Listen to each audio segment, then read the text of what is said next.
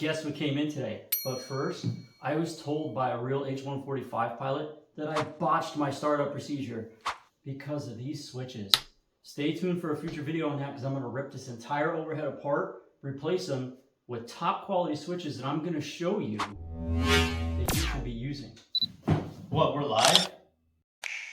Joe here from H-145 Rotor Sims, and today is so exciting. My Monster Tech seat finally arrived for the co-pilot side, but I actually took my office chair that Monster Tech had for years and just ripped it apart, and I figured out a way to mount it, but I don't have control of actually sliding this back and forth, so I took some aluminum frames, put them together, put them on the base, and here we go. We have something that's very functional. I just want to do a quick shout out to Monster Tech because I've been using their seat for probably about 4 years now, and I do a lot of design work for my company, and it's so comfortable to sit in. I was actually surprised that I'm still sitting in a flight simulator seat. It just feels so good to sit in it, and their options for mounting your controls are limitless. As you can see from this picture, that used to be my original setup. I had a collective, I had a cyclic, I even had a mouse stand on the side. It was just a beautiful setup. What's super exciting is about this chair is this is actually the MPS pilot seat. So we're gonna take this one off and we're gonna put the other one here.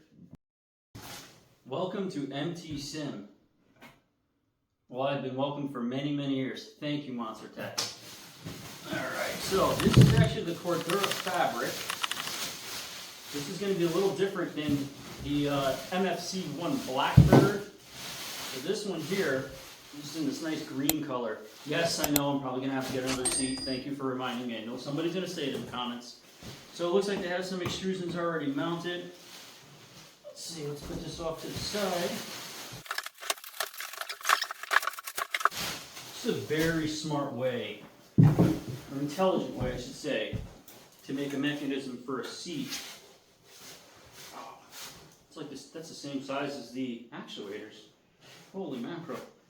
Okay, and I assume that right here, this is the frame sliding hardware. We will get to that, so let me get this assembled and stay tuned. Personally, I like using paper instructions, so I printed everything out. I don't know, maybe it's nostalgia when I first started with Lego sets back in the day, but I'm going to show you how to put this thing together. So you want to lay this flat because they have these holes that they drill, these bore holes, and we're just going to take this, we're going to push this down into here. This way I don't have to set it up on a table, and then we're going to have to feel getting these screws in. So looks like we have 4 M6 by 50, 4 tooth washers, and 4 washers. Let's grab the M6 by 50.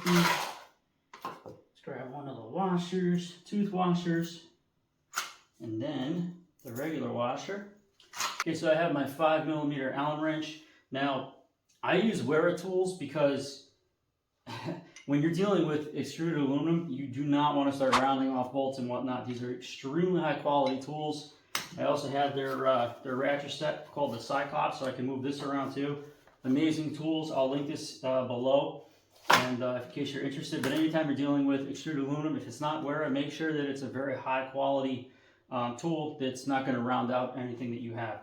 So now we have, I've already got one bolt started. So Monster Tech gives you this this plastic cylinder to pop into the hole, the bore hole, so you can go ahead and feed in your screw.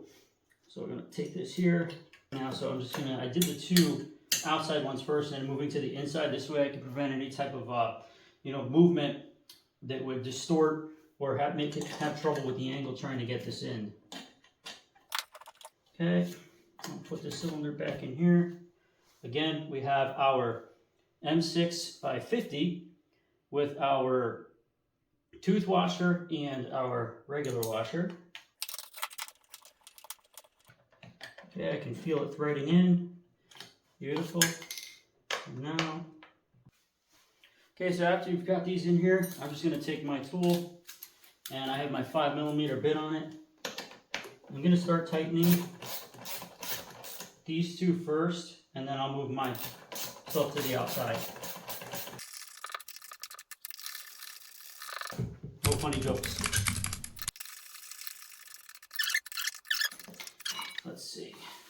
page. Okay, so they already applied these from the factory, so I don't have to put those on, but I am going to check to make sure that they are screwed in, because, you know, with shipping, sometimes that can happen, things get loose. This is tight, that's tight, that's tight,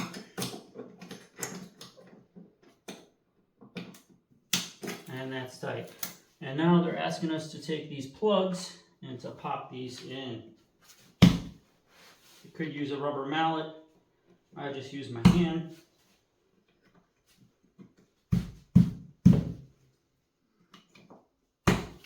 Okay, so the next page is if you ordered the optional armrests, and I do have them for the office chair. They are really good armrests if you plan to use them. I don't need them for my build, so I'm going to skip over this section. But in theory, all it is basically you just screw it to these 3 holes that look like a triangle. And actually there's 4 on this one, so it's these 4 in the back, sorry about that. And that's where they go, so it's pretty simple. Next. Okay, so this page is focusing on how to mount it on the MTS frame or MTX platform, which I don't have. I'm using extruded aluminum. I set something up that was custom. For the seat height, we're going to get into that in just a second. But what they want you to do is they want you to take these nuts here, and these are spring loaded, so these are called drop-ins for extruded aluminum, and you pop them in inside the MTX frame, and I imagine this is where the sliders are going to go. Yep, that's exactly what it is. So the sliders will get mounted to those nuts and then screwed down, and then obviously the sliders will attach to probably underneath this frame. That's what we're seeing. Just want to make sure you pay attention to the orientation of the slider. Don't install it backwards. Yes, I'm guilty of doing that. I think we all are. And then they also want you to install these drop-in nuts. They want you to put them in, it looks like back here on each one of these, and also in the slot that's closest to where these plugs are. So it would be this frontmost one here. So thanks to my friend Phil from Germany, he actually provided some really critical measurements for the H-145 helicopter. And the seat normally in a normal position is like 300 millimeters or 30 centimeters. Yes, I have a metric tape measure. It's so much easier than using imperial and fractions, especially when you start dealing with extruded aluminum. Way easier. So measuring from the floor to the seat, about 300 with the cushion, so 300 millimeters or 30 centimeters. So I want to try to keep that position if all possible. Let's get underneath and start taking apart some extruded aluminum. So down here, these are called anchor fasteners. They're extremely strong. So we're going to take our Allen wrench down here, and we're going to need some leverage. So take your screwdriver, use an open end, and just go ahead and put that on your Allen key, and that should help you loosen up these end fasteners, or these anchors I should say. And they can pop right out. Okay, I got this one too, and I got 2 more on the back. Okay, so I got the top piece of the seat off. Now, I ended up using a head-of-track racer frame, and I used some of their aluminum to kind of get this all mounted together. So I reused this plate in order to get this to mount to the bottom of the seat, because again, this was an office chair. It wasn't meant to be done this way, but when you're building simulators, you gotta improvise. So let me just get down here and loosen these up. Okay, so I got the 90s off for underneath here, so you can see I got on the extruded aluminum, I have these 90-degree connectors, and those were screwed into here, and also I put some 90-degree brackets here to go to the front of these rails. So let's go ahead and get these rails off. That's going to be next. And the reason why I had to take that whole seat off is because I just can't get into here from underneath to loosen these anchors. Okay, so I loosened up my brackets here, just so, because this thing was so square and everything was so tight from pulling it in that we probably wouldn't be able to get these pieces of aluminum out. Okay, so I finally figured out how to make all this work. So this is 80-40 aluminum. So basically what that means, it's 80 going this way and 40 this way. And I found out that with this plus the brackets, it's 10. And then that adds another 20 on the seat with the bracket that's underneath to the top of the cushion. So that's going to give me my 30 centimeters that I need to the seat. So now I just got to figure out where the center line is with this, with the cyclic. So everything is lined up. and then I'll be able to drop the seat onto here. And I found that this is 34.5 centimeters to the center. So I used these pieces that I had some scrap aluminum to go ahead and put these together using these anchor fasteners to go ahead and lock these in. So now I have myself a nice square box. I can drop the frame on there. I'll make sure nothing is skewed, and this way that'll make sure that the seat, when it slides forward, it doesn't skew off on an angle, and that would also bind this mechanism, which we do not want. So let me go ahead and get this onto the bottom of the seat, and we'll go to the next clip. Okay, so we're going to get our nuts installed here. Now, if you're having trouble with these, getting them in, and actually this is a different size, this larger one here. So when you put these in, if you're having a hard time snapping them in, you could take a smaller Allen key and just push down on it until you engage the spring, and then make sure it's locked inside the track. So we're going to move these all the way to the back. I've already put one back here, but I need to put one on the other side. So let me go ahead and do that now. And again, I'll use my Allen key to push this in. Here we go. Okay, and now we'll get the frame and we will get that installed. Okay, so I've already extended these legs a little bit, so I'm just going to catch the screws first.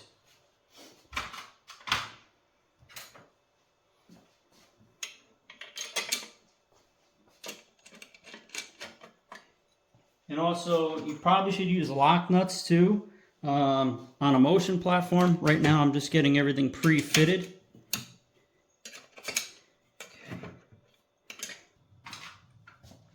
All right, so the nuts are in here, so we're going to go ahead and grab our screws. I'm just going to move this nut into position.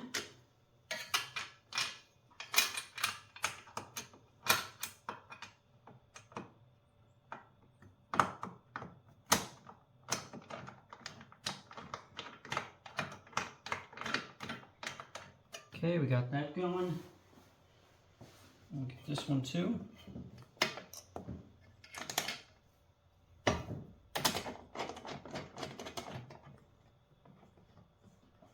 Okay, so I'm going to pull this all the way to the back. Make sure we're pretty square here with this.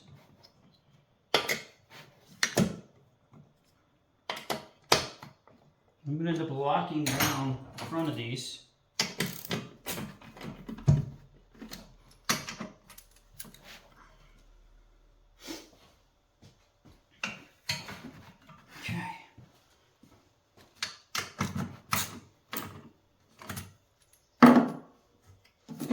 Here, I'm going to push it forward a little more so I can already see it.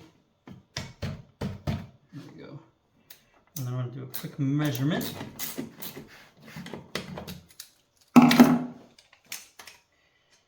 Okay, so the front of the bracket, 90. Front of the bracket, 90. Okay. Okay, so I have two 90-degree brackets here. This is the back of the seat. And basically, from this edge to the edge of this bracket, it's 16 centimeters. So it's exact right here, but not here yet, because I'm going to put a screw in here first.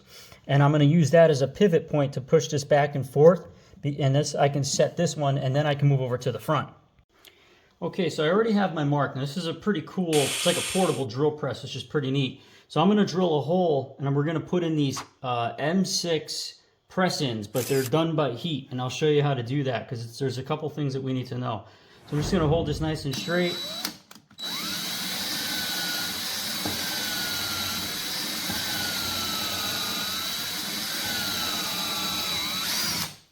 Now with HDPE, high-density polyethylene, it's important to make sure that you have a bit that's going to upchuck the shavings, because otherwise that's going to affect the press-in. So next we're going to get the press-in, which looks like this. So this is threaded. So we're going to get that started right there. We're going to get a rubber mallet. Let's give it a tap. And now we're going to take this pretty cool tool. Now this thing's supposed to have a spring on it. I don't have it. Now we need to make sure, I found that the best temperature for this 3/4 inch high density polyethylene is 308 degrees Celsius. So what we're going to do is we're just going to place this into the press-in. We're basically going to melt this into the HDPE.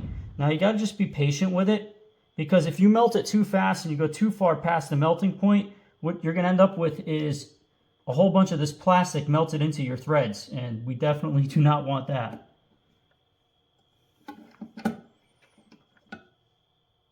Okay, so I'm pressing in, nice and gentle. Okay, so we are flush with the top of the HDPE. We're going to give this a little bit to cool. You'll be able to thread right into here, and it'll be a nice secure connection. The other way you could do it is you could drill a hole that's just slightly larger than this here, and then you can bang it in, but you're probably going to want to use some type of CA glue or something like that, because otherwise you may tighten it too much, and if it starts spinning, you're not going to be able to get it out. You're just going to pull it out and you're going to have an empty hole. It's just clean off. I'm just using just a regular box cutter, nothing fancy. You get these on Amazon like 20 in a box as I go through them so quickly. Okay, nice. Okay, now if you remember, I said I was going to put the first one in and then use that as a pivot, and this is what I mean. So this way I can square this off. So right now I'm just going to take a quick measurement here, and it looks like we have, I know it's 16 before, and I could pull it back, but I'd rather have it maybe, because this will give me more access to get the Allen key nut in there. I could put it here, but then I have this in my way, so it's probably best to push this forward since we have so much movement with this seat. So let's see what this measurement looks like, and it looks like we have 16.5. So what I'm going to do is I'm going to push this forward just a touch, and here we go. I have 16.5, and I'll go ahead and make my mark. And I'll pull this screw out, I'll drill my hole, get that set, and then we'll move on to the front. Okay, so I have 290 brackets that are going here. I've already made my marks, and I've already pushed this all the way back because it's locked in the back. But now I'm going to have to get in this here and actually pull this lever and pull this forward like this, so I can go ahead and get the back ones off. I have to take the seat out in order to drill these holes and put the taps in.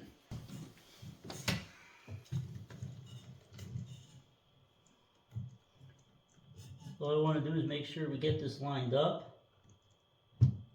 Okay. So take your time. Go down about, a quarter of an inch or, maybe 20 millimeters, and then pull out. Okay. That one is done. Move on to the next side.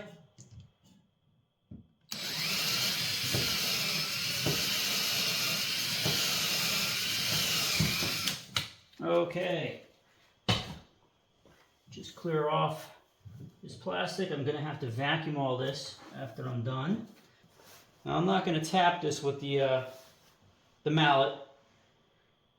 Pretty confident because it's just the right size. So it's just going to melt it right in. Here's it. They go a certain way. So you want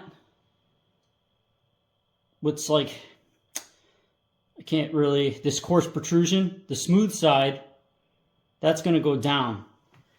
And you'll actually feel it because it goes into the hole, and then you have it. Okay. Let's go ahead and melt this in. Okay, so that's melted in. All right, guys, let's give this a shot. Man, it's like, I don't know, I think it's like 7 o'clock or something. It took longer than I thought, but that's okay. So, somebody who's really short, they can get in here really nice and comfortable. They still have proper operation with the collective. And somebody with really long legs, they can go all the way back.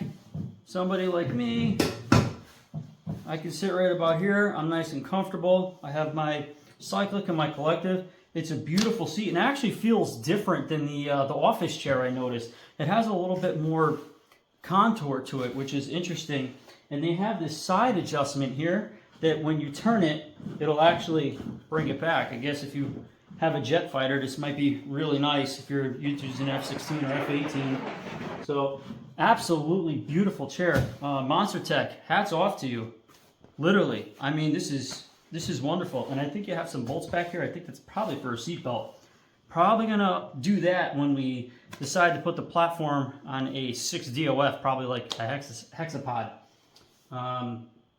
So another thing is that Departed Reality has software now called SIM Manager, and I'm actually beta testing it, and I got permission from the developer to go ahead and start sharing some of that information. I think you guys are really going to love it. So I'll do a video on that, so make sure you look for it. It'll probably be in the software section playlist.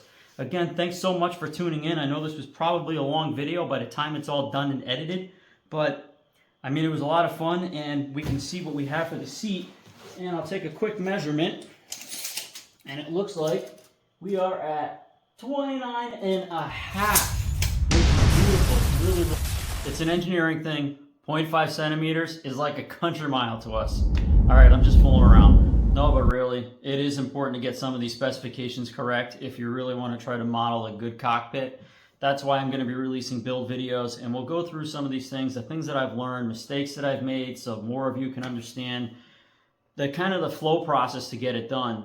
But thanks so much for watching and tuning in, and please like, subscribe, and hit that bell notification icon for us so you get notified of new videos. Again, thanks a lot and have an awesome day.